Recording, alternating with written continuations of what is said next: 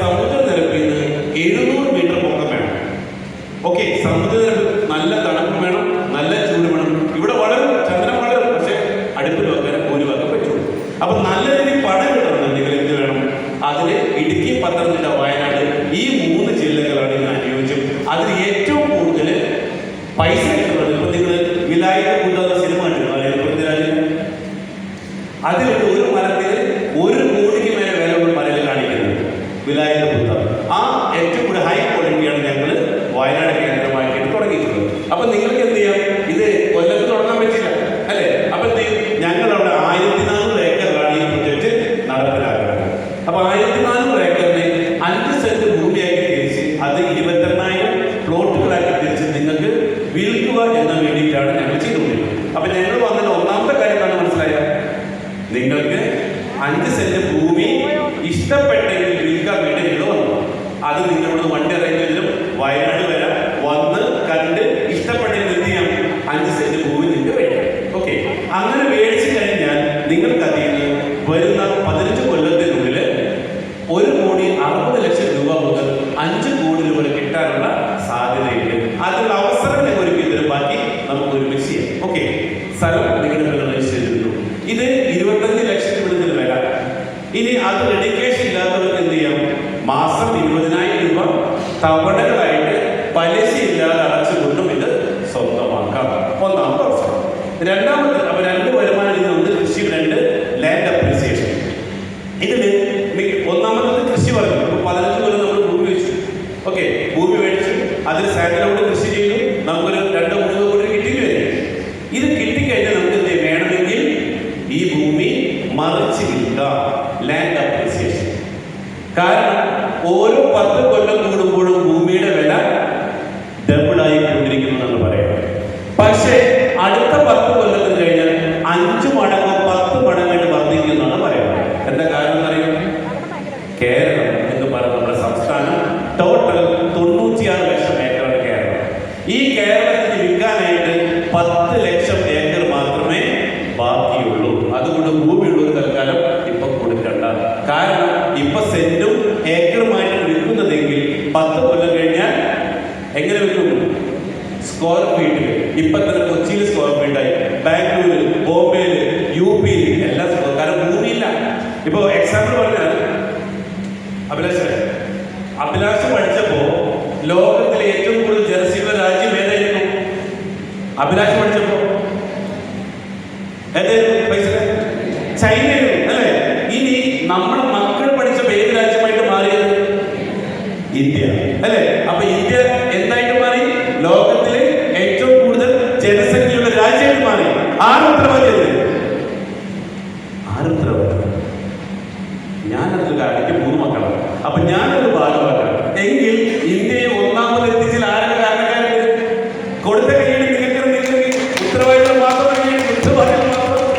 എന്തായാലും പണി തുടങ്ങി. അഞ്ചേടാ, ലോകത്തെ ജനസംഖ്യ മക്കളില്ലേ? അത് കൈയ്യടിക്കല്ലേ?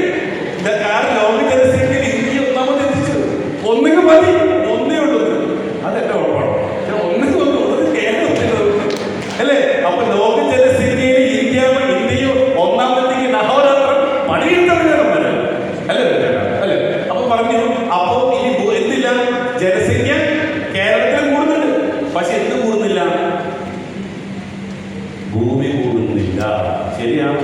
അപ്പൊ ഭൂമി ഇപ്പൊ മേടിച്ചാൽ 10 കൊല്ലം കഴിഞ്ഞാൽ സ്ക്വയർ ഫീറ്റ് റേറ്റിൽ വിൽക്കാൻ പറ്റുമ്പോൾ ഇപ്പൊ മേടിച്ച ഭൂമി നമുക്ക് നല്ല റേറ്റിൽ വിൽക്കാൻ പറ്റും. ഓക്കെ, അപ്പോൾ പറയുന്ന കണക്കെന്ന് വെച്ച് കഴിഞ്ഞാൽ ഈ സാൻഡൽവുഡ് 1980 1 കിലോയ്ക്ക് 20 രൂപയുണ്ടായിരുന്നു.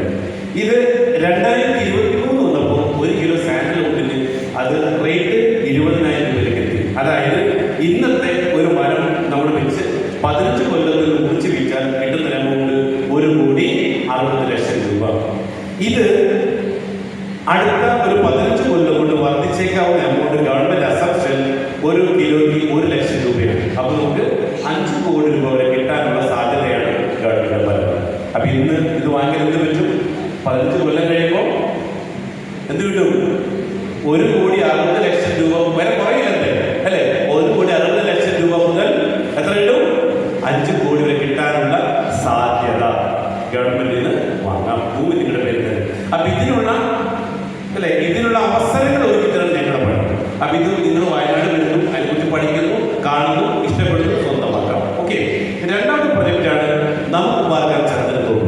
അപ്പൊ നേരത്തെ പ്രൊജക്ട് മൈനസ് എന്താ? 15 കൊല്ലം കഴിഞ്ഞാലേ പൈസ കിട്ടും അല്ലെ? പക്ഷെ ഇതിന്റെ ഗുണം എന്ന് വെച്ച് കഴിഞ്ഞാൽ ഇത് മൊത്തം 11 ഏക്കർ സ്ഥലമാണ്.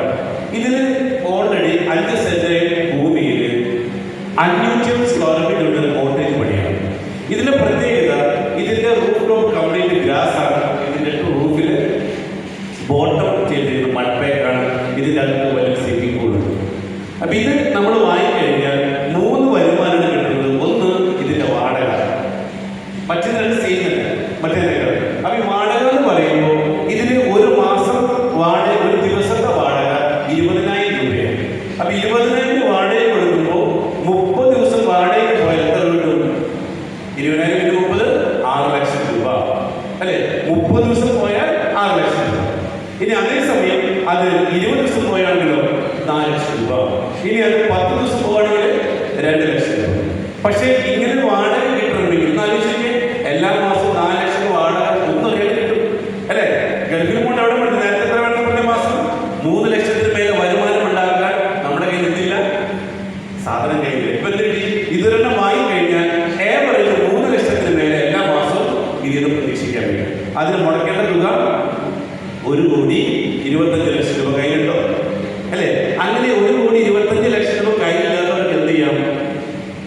ഇപ്പൊ ഇവിടെ നിന്ന് നമ്മളിവിടെ ഏകദേശം 300-350 പേരുണ്ട്. ഇവിടെ എന്ത് ചെയ്യാം? നിങ്ങളെല്ലാവരും തീരുമാനിക്കുകയാണ്, ഞാൻ കിട്ടും. ഓക്കെ, ഞാൻ നിങ്ങളെല്ലാവരും 1 ലക്ഷം കിട്ടും. അങ്ങനെ 1 ലക്ഷം ഇട്ടാൽ 3,75,00,000 എന്ത് ചെയ്യാം? 3 കോട്ടേജ് വീണ്ടും 3 ആളുടെ പേരിൽ അല്ലെ? 125 പേരുടെ ഒരു ആധാരം, രണ്ടാമത്തെ 120 വേറെ ആധാരം, 123 ആധാരങ്ങളുടെ പേര് രജിസ്റ്റർ ചെയ്തത്. അപ്പൊ കിട്ടുന്ന വാടക എത്രയാണോ അത് ഡിവൈഡ് ചെയ്ത്. എക്സാമ്പിൾ 1 ലക്ഷം ഇൻവെസ്റ്റ് ശരിയാണ്, 1 ലക്ഷം ഇൻവെസ്റ്റ് ചെയ്തില്ലേ? അപ്പൊ 1 ലക്ഷം ഇൻവെസ്റ്റ് ചെയ്താൽ 30 ദിവസം വാടക പോയി കിട്ടുന്ന റവന്യൂ 4,700 രൂപ. 1 ലക്ഷം രൂപയ്ക്ക് 4,700 രൂപ. 2 ലക്ഷം ഇൻവെസ്റ്റ് ചെയ്താലോ 9,400 രൂപ അല്ലെ? ഇത് 4 ലക്ഷം ഇൻവെസ്റ്റ് ചെയ്താൽ 19,200 മന്ത്ലി നമുക്ക് റിട്ടേൺ ഉണ്ടാക്കാം. ഓക്കെ. അപ്പൊ ഇതിനു വേണ്ടി എന്ത് ചെയ്യണ്ട? പ്രത്യേകിച്ച് നമ്മൾ ഒന്നും ചെയ്യേണ്ടതില്ല. അപ്പൊ ഇതിനെ വിളിക്കുന്ന പേരാണ് ഇൻകം ജനറേറ്റിംഗ് അസറ്റ്. എക്സാമ്പിൾ, നിങ്ങളുടെ കയ്യിൽ 2 പവനും 3 പവനും സ്വർണ്ണമുണ്ട്. ഇത് അസറ്റാണ്. അസറ്റാണ്, വിറ്റാല പൈസ കിട്ടും. ഇതിന് എന്തില്ല, വരുമാനമില്ല. അതേസമയം ആ സ്വർണ്ണം പിന്നെ ഇതിൽ ഇൻവെസ്റ്റ് ചെയ്താലോ എന്ത് കിട്ടും? എല്ലാ മാസവും പൈസ, എല്ലാ മാസവും നമുക്ക് ഇതേ രീതിയിലുള്ള വരുമാനം. 10 ലക്ഷം ഇൻവെസ്റ്റ് ചെയ്തു, ഏവറേജ് നമുക്ക് 27,000-30,000 പൈസ ജോലിക്ക് പോകണ്ട്. ജോലിക്ക് പോകുന്ന പോലെ എന്ത് ചെയ്യും? 10 ലക്ഷം ഇൻവെസ്റ്റ് ചെയ്താൽ ഏവറേജ് 27,000 എല്ലാ മാസം കിട്ടും. ജോലിക്ക് പോകണ്ട. ഓക്കെ. അതിനെന്ത് ചെയ്താൽ പൈസയും പണിക്കൂടാം. ഇനി പൈസയും ജോലിക്ക് പോകണം, പൈസയും പണിക്കൂടും. മാസത്തിലെ 50,000. അപ്പൊ എന്ത് ചെയ്യാം? ആ 25,000 കൊണ്ട് നമുക്ക് ഒരുപാട് കാര്യങ്ങൾ നമുക്ക് ചെയ്തെടുക്കാൻ പറ്റും. ഇനി മൂന്നാമത്തെ പ്രൊജക്റ്റാണ് നമ്മുടെ ഈ റിസോർട്ടിൽ താമസിക്കാൻ വരുന്നവർക്ക് ആവശ്യമായിട്ടുള്ള ഭക്ഷണം. ഇപ്പൊ നമുക്കറിയാം, നിങ്ങൾ കഴിക്കുന്ന ഭക്ഷണം വിഷമുള്ളതാണോ ഇല്ലാത്തതാണോ? എല്ലാവർക്കും അറിയാം വിഷമുള്ളതാണ് അല്ലെ? പക്ഷെ ഇവിടുത്തെ ഗുണം എന്ന് വെച്ച് കഴിഞ്ഞാൽ ഇവിടെ താമസിക്കാൻ വരുന്നവർക്ക് ആവശ്യമായിട്ട് വിഷമില്ലാത്ത ചിക്കൻ, ഫിഷ്, എഗ്, പച്ചക്കറി, ഫ്രൂട്ട്സ്, എല്ലാ സാധനങ്ങളും അടുത്തൊരു 12 ഏക്കറിലാണ് ഞങ്ങൾ കൃഷി ചെയ്യുന്നത്. അപ്പൊ ഇവിടെ ഈ ഇത് ഉള്ളതിന് പേര് അതുകൊണ്ട് വാടകയ്ക്ക് പോകാൻ. അപ്പൊ ഇവിടെ ഇതും ഒരു പ്രൊജക്റ്റാക്കി മാറ്റിയേക്കാണ്. അപ്പൊ ഇത് ടോട്ടൽ ഉള്ളത് 12 ഏക്കർ സ്ഥലത്താണ്. ഈ 12 ഏക്കർ സ്ഥലത്ത് ഇതിന് കിട്ടുന്ന വരുമാനം 6 എണ്ണം, മറ്റേത് 4-3 എണ്ണം. ഇതിൽ 6 എണ്ണം കിട്ടും. അതായത്